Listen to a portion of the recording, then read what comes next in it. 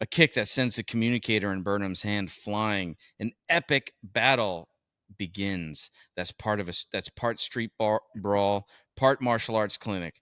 Back and forth, they exchange incredible moves. In essence, it's the most evenly matched fight we've ever seen between two fighters who could not be more equally capable. And at one point, when Burnham seems to finally get the upper hand, season 1 Burnham counters with an equally savvy move and wrenches away. Some space between them now. They take a breather, and Burnham again tries to strike reason with her younger self. So what's so cool, and for those listening, I saw Sherry post on Facebook, because I watched the show regularly, so I had seen the fight. And then I didn't even know that you were doubling Burnham. And then I saw you post, like, this was such an amazing experience to do this fight, right? This Burnham fighting Burnham. And I was like, I got to reach out to her and see if she'll come on the show. Because what's cool is, like, you are now part of this sort of lineage.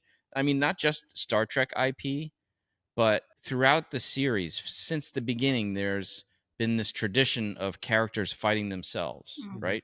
There's several instances of Kirk fighting Kirk, or Spock meeting Spock, or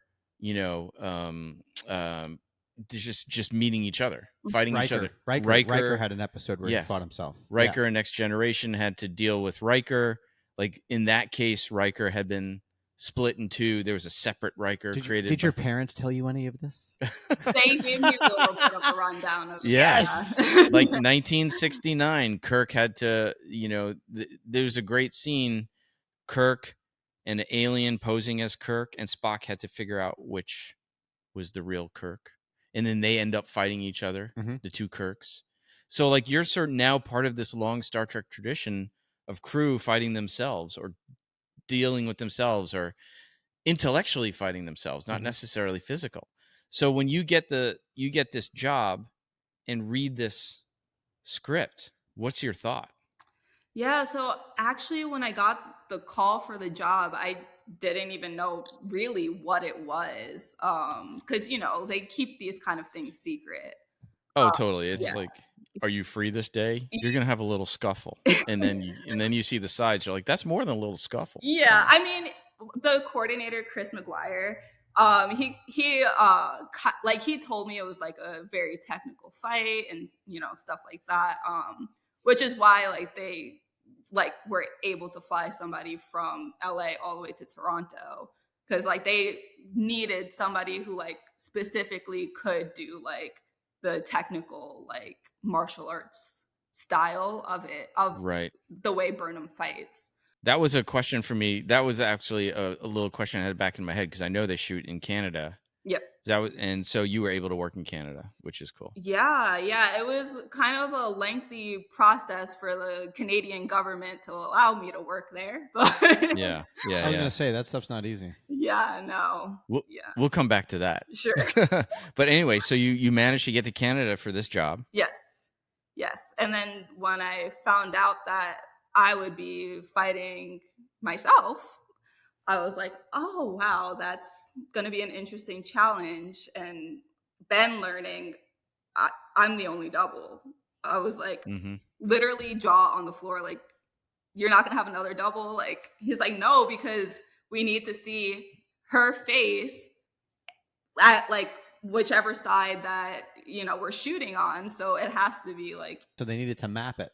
Yeah. So then learning, I'm going to have to learn both sides of the fight. Right. And how did what was Sonequa Martin-Green is who plays Michael Burnham. Yes. Right. What's her skill level like? How did that work out? Oh, she's insane. Like, she's so talented, so hardworking. Like, she hardly had time to rehearse, honestly, because she's like producer on the show. She's the star of the show. She's wearing so many different hats. So it's like, it would be like, okay, we get her for 15 minutes and we got to teach her real quick. Okay, next time we get her for 30 minutes, but we'll push it for 45, like, oh yeah, we'll be there in a second, and like, quick, learn this. And she just like is a sponge. Like she just picks it up right away, and she's just like total badass. Like I mean, the fight looks great. If you haven't watched, the listeners and viewers, just pause. The link to in a sort of shorter version of the fight from YouTube is there. The fight's a little longer, so go to watch the actual episode to see the fight, but you can see what we're talking about. So definitely check out the fight. What was the sequence of how you shot the fight? Yeah. So were you like switching in one day, or did you shoot one side one day, another side another day? Yeah, we did that. One day I was season 1, she was season 2. The next day she was season 5, excuse me. Right. That was season 1. Yeah. That's cool. Yeah. So you sent us a picture of four of you together. You, Martin-Green, and 2 others. Who were the other 2 people? Yeah, there was Tiana, who was my practice buddy. So we learned the fight together. And then her stand-in was the other one. So it's basically like the 4 Burnhams. Right. Yeah. That's cool. Yeah. So again, you broke it into 2 days, and then you each played each part. Yes. Yeah. That's pretty cool. Yep. What kind of feedback did you get from people? You mean like on set or just in general? Or both, on set and off set, like even from your parents, the fans. Yeah, I mean, on set, like everyone was just like so blown away, like, you know, like when they clap after you finish or whatever. But this was like a crazy like applause, like after the whole thing was said and done, like. And then the director, like, she came up and she hugged me and stuff. She's like, "Thank you so much." That's always good. Yeah, which is very rare for that to happen. It's totally rare.